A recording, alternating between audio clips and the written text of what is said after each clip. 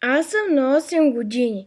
Когато порасна, искам да стана дизайнерка на дрехи, защото обичам да рисувам.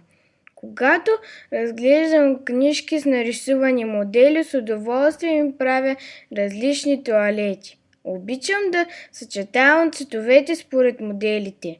Аз мисля, че ще стана добра и известна дизайнерка. И много искам някой ден, като порасна, да отида в Париж.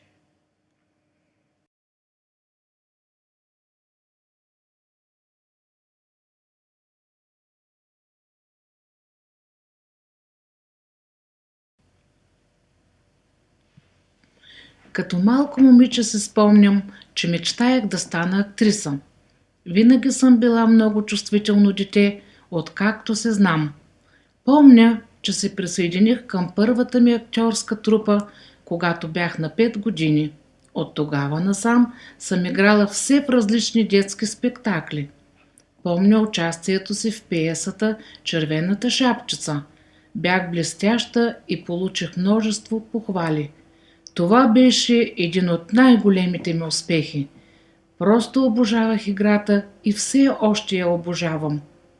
Това, което ми харесваше най-много е да се въплъщавам в различните типажи и герои и да гледам света през техните очи.